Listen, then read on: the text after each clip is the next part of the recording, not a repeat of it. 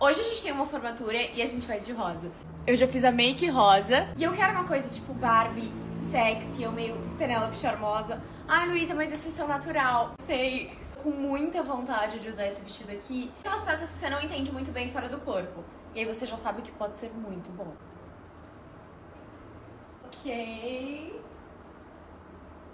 Olha as costas desse vestido. E de brinco, a gente vai colocar esse daqui.